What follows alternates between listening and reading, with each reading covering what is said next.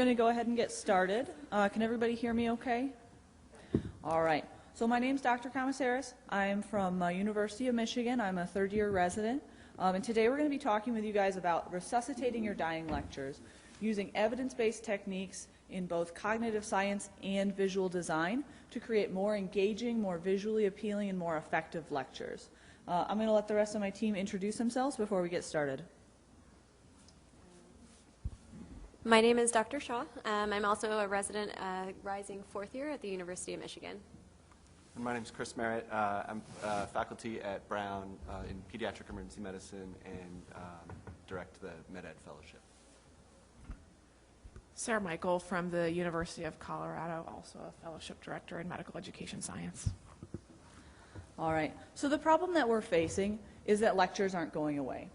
Most of the people in this room probably have some sort of investment in medical education as an idea or as a thought. And there's a lot of movement in medical education to move towards small groups and simulation and team-based learning. And all of this is fantastic. But if you look at your curriculum for your medical students, for your residents, and even if you look at an event like SAEM or ACEP or other conferences, the majority of knowledge transfer that you're seeing is still happening in a lecture setting. And this setting isn't going away. And there's easy things that we can do to improve the content of these lectures to both be more effective in teaching and to be less painful for audience members. So if you think about the average lecture that you've seen either at your home program or at events such as SAEM, where would you categorize them? Disastrous, average, fantastic, exceptional? I would argue that the vast majority of average. They're fine. They're not painful, but they could very easily be much more effective and much more engaging with a few easy tricks and tips. And when these things are so easy to do once you actually know these skills, we should know that average is not enough. We should be able to take these lectures and move them forward so that they can be enjoyable for our audience. To briefly go over the plan for this session, first thing we're going to do is talk about 3 concepts of an effective didactic. Next, we'll review some basic Myers principles of cognitive science. We'll talk about an approach to design with simple tricks both within PowerPoint and design in general to improve your lectures. And then we'll have some workshop time.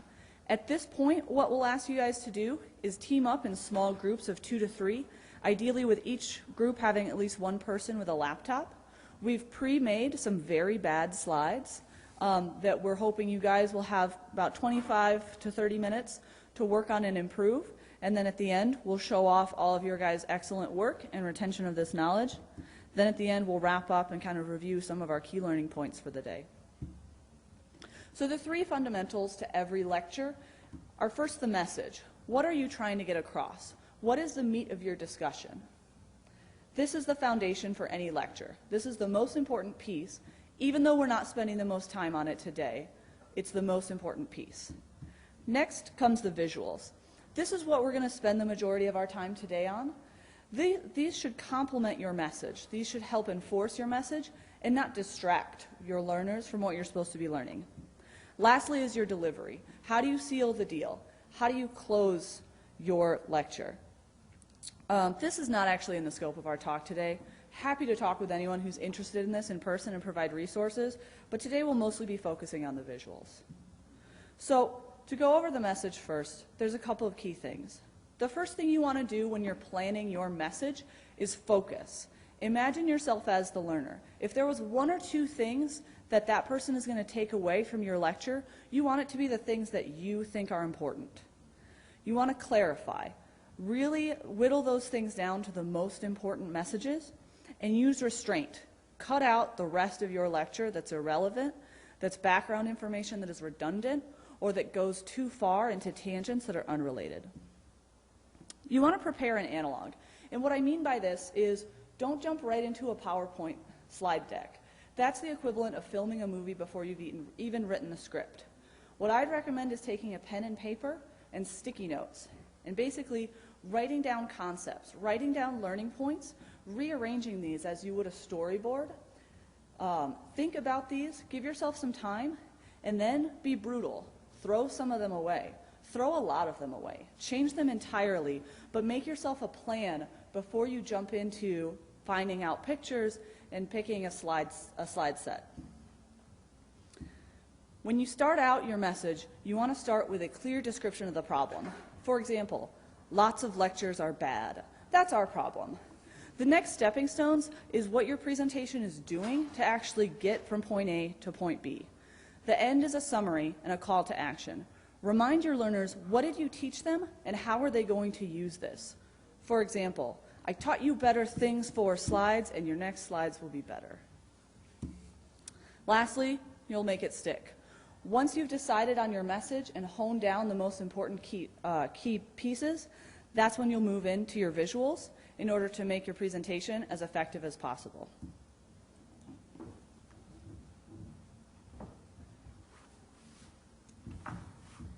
All right, so as we start to move into how to actually practically make our presentations more effective, we're going to call on Meyer's principles, or Mayer's principles. So he is a psychologist from California who's developed theories around human cognition and how we learn. And from this has created principles in order to help us be more effective as teachers. And so he has developed 12 multimedia learning principles. We're going to go over about 8 of them in our presentation today. These are not things that you need to memorize. We will provide a handout that will kind of list all of these as well as the explanation for them. The goal here is to be able to apply them. These 12 principles are based on 2 assumptions. The first assumption is the dual channel processing theory, and so this states that humans process information through 2 channels, one being auditory, which typically is the speaker's narration, and the second being visual, which is usually the actual graphics or PowerPoint presentation. The second assumption is that we have a finite capacity through which we can process this information. So let's jump in and start talking about these principles. Just as a caveat, so we have some examples of intentional bad behavior on the following slides, just to illustrate some points. So first, we're going to talk about 3 principles all at once, the multimedia, redundancy, and modality principles. To help illustrate this, there's a couple different ways that we can actually present. So let's say I want to get the message across that I'm happy.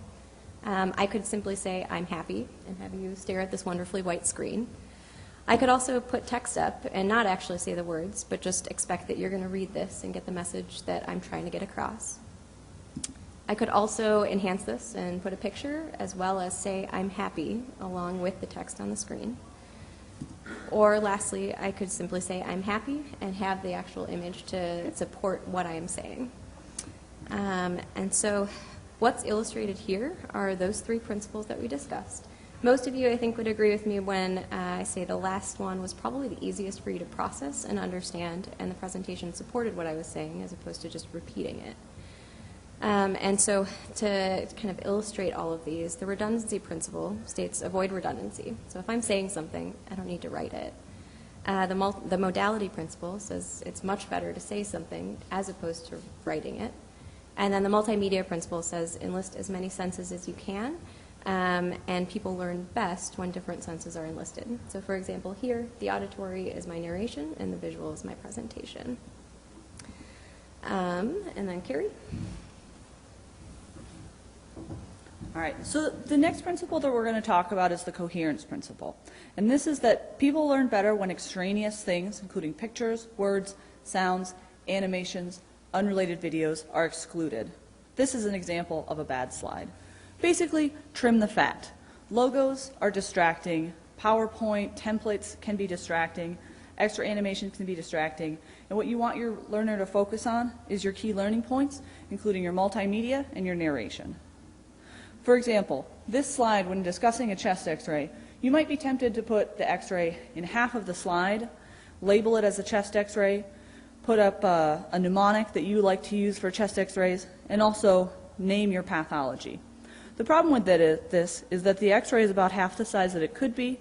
You guys are spending your time right now, I can see it, reading the words airway, bones, cardiac, diaphragm, even though I don't really want you to read those words right now. And our label itself is blocking key parts of our pathology. Instead, especially with things like radiology images, just put the image up there and use your narration to tell the rest of the story. Your learners went to medical school or are in medical school. They know that this is a chest x-ray. That is an unnecessary label. they can listen to you describing the findings, and what you really want them to take home, the mental image that you want them to have, is this sad, collapsed lung. That's what you want them to remember more than anything else. Next is the signaling principle. So this is basically that it's key to highlight the most essential information. Again, what we're doing here is we're improving learning and decreasing distractions. Another example, this is a great EKG, great pathologic findings, but I'm spending my time wondering why the temperature is relevant. We've got a logo in the corner that's obscuring some of our pathology. We've got vital signs that don't really matter, and we've got a story that could be better narrated. When using clinical imaging especially, you want the clinical image to be the largest thing on the screen. I can narrate the rest of this, and again, the people I'm teaching know that this is an EKG. That's an unnecessary label. The key finding that I want them to learn is our ST elevations. And so using our signaling principle, as well as our redundancy principle and our multimedia principles, we're going to take this slide and we're going to point out the most important learning points and cut out the rest. Next is the spatial contiguity principle. This often comes into play when we talk about anatomic or physiologic relationships. Now, both of these diagrams of the brain are accurate. They get across the point that there are lobes with different names.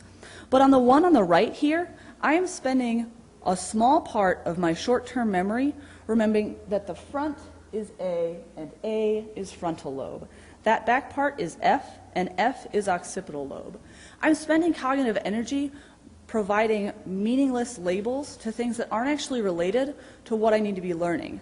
On the left here, we have the appropriate use of the spatial contiguity principle, which really just cuts out the middleman. There's no reason for me to remember the letter A when instead I could remember what matters, which is frontal lobe.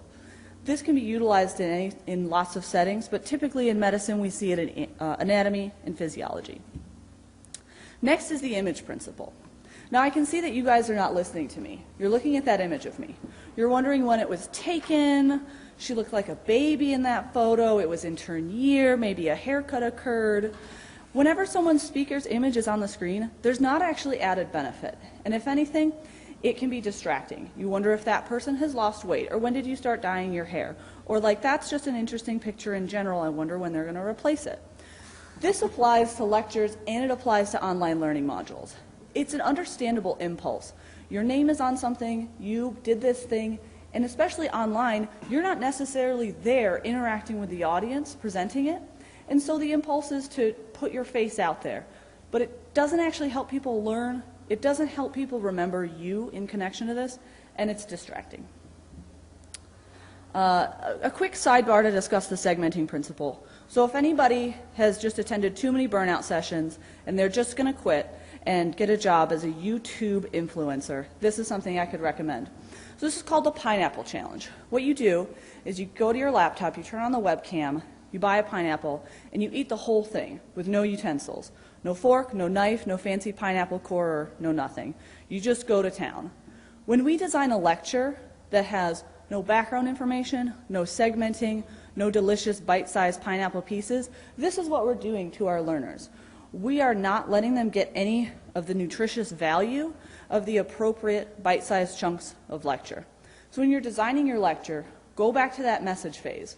Pick your learning key points and make sure that they are digestible and that they are easy for your learner to get through and that you're not forcing your learner to try and eat a whole pineapple. All right? All right, so now that we've gone over a lot of these principles, we're going to go over some just practical advice on how to apply these in a coherent way. So we're going to talk about 5 areas of design as you're starting to put together your presentations and how to actually go about doing this. And so we're going to start off with some font selection. So there are a huge area of font psychology and typography, the idea being that fonts stylize your presentation and they leave an impression. So we're going to talk about 2 basic classes. Serif fonts. These are fonts that have little feet. These typically read as more formal. They're great for paragraphs of text. And so typically, hopefully, your presentations do not have large paragraphs and you're not using these. There are also sans serif fonts, and these do not have any little feet. These typically read as bolder, cleaner, more modern. and they're a little easier to read. And so notice which font we used for this presentation. Next, let's talk about font size. So the goal should be to size your font appropriately for the screen that you're projecting on. And if you're not quite sure what works, test drive your presentation. Walk to the back row and see if people can actually see what you're saying. A good rule of thumb is to go ahead and use size 30 to start, and you can size up and down from there. If you are trying to highlight something in your presentation, you can consider increasing font size, or you can also just change the color of your text. So next, let's talk about contrast. High contrast helps with readability. And so let's do an example here. So this is example 1 and example 2. And so if I go back and forth between these, I think most of you would probably agree the second one is a lot easier to read. And so if you're not sure about your color choice, take 5 steps away from your computer and see if you can still read it. If you can't at that distance, chances are your audience members also will not be able to see this. There's a huge wealth of information around colors, so we can get a lot more nuanced with this, but for the sake of today, we'll just focus on contrast. Now, how to choose your colors. So, as mentioned, there's kind of a lot we can talk about. We can talk about the luminosity, the hue, the value, but to keep things simple, as you're starting to think about how to choose your background colors, there's a couple things you can do. So choose a theme for your presentation. Use 2 to 3 colors that repeat themselves throughout. This creates a nice unified theme. And if you're wondering, well, where do I pick these colors from? You can go from an organizational approach. So for example, with SAEM, if we want to make sure that we're paying homage to the organization that's supporting us, using the colors of the logo. Another approach is to do it by topic or field.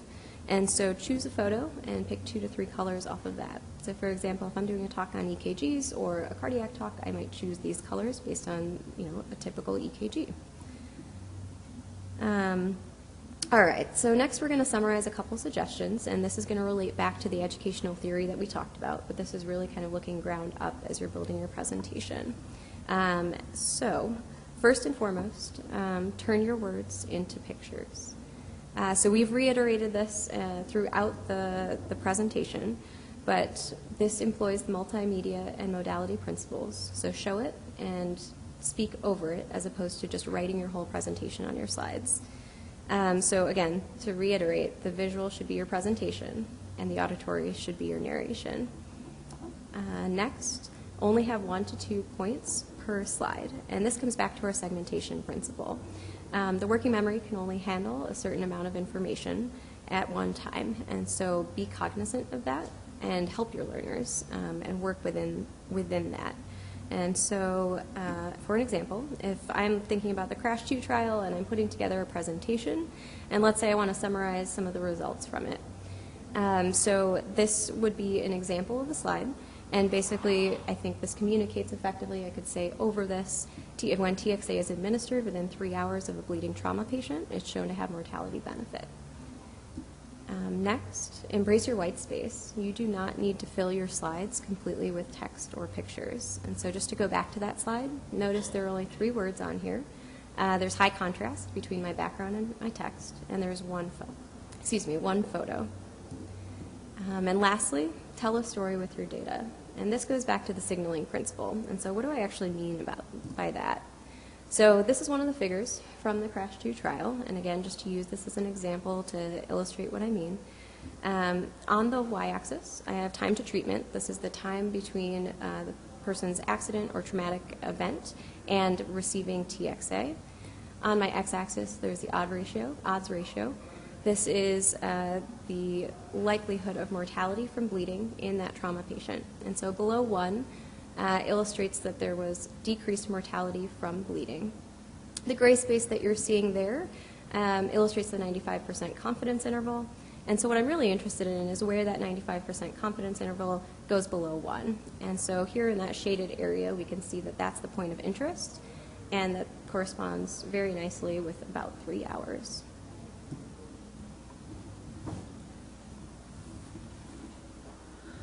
All right, so with all of this talk of using images, using our principles to use a visual stimulus, and then talking over with narration, it brings up the question of where do we find high quality photos? We're going to give out a handout during the workshop time, so I don't want anyone to be kind of struggling to write things down. But there's a number of websites that we recommend for finding legally used, really high-quality images that can help get your point across. A high-quality image doesn't pixelate when you fill it with the screen or when you put it on a large screen here. It either fills the space or embraces your white space. If it's a photo that doesn't fill the whole space and there's surrounding borders, then that can be distracting. Oftentimes it's better to fill and even overfill a slide, cutting out small margins of your photo, but getting rid of extra white space, as opposed to leaving it small with these small borders. Again, legally obtained images are key, especially when presenting at a national meeting, because you don't want someone tracking you down and saying, hey, I saw my photo, I took that 10 years ago, that's weird. And so we'll give you resources for finding those. And then obviously we want watermark-free images, things that, again, are not distracting to your learners. Lastly, we're going to talk about slide software. So I imagine everyone in this room is comfortable and familiar with PowerPoint.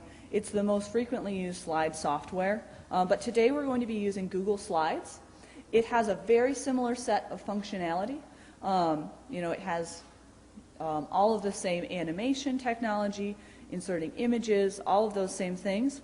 The upside of this is that no one needs any sort of software subscription to use this. All you need is a Gmail account and an access to the internet. I find this to be particularly helpful because my style of presentation design is a moment of inspiration on shift. I open up my Gmail account, I put in a slide and a thought, and then I go back to seeing patients, or I go back to anything that I was doing. I don't have to have my computer on me or my floppy drive or be at a work computer that has PowerPoint installed. Additionally, there's a Android and an iPhone app called Google Slides where you can work on your slides on the go. So if you find a cool picture while you're looking at something else, you can copy that picture and paste it right into your slide document while you're on your phone. You don't have to remember it for later. And lastly, the nice thing about it is that you can collaborate. So anyone who you've shared the slides with can make comments, can make changes, and you can work together without having to share files over and over again called SAEM.1, SAEM.2, SAEM.final, SAEM.no really final this time, SAEM.last changes today. All of it is just a living document that you can get from any internet connection. So at this point, what I'd like you guys to do is split up into small groups of 2 to 3, making sure that everybody has at least one laptop in their group. We'll be passing out handouts and websites to go to our presentations. And what I'd like to do is have you guys work on these presentations using the information on both your handout and the information that we've given you, and improve these presentations.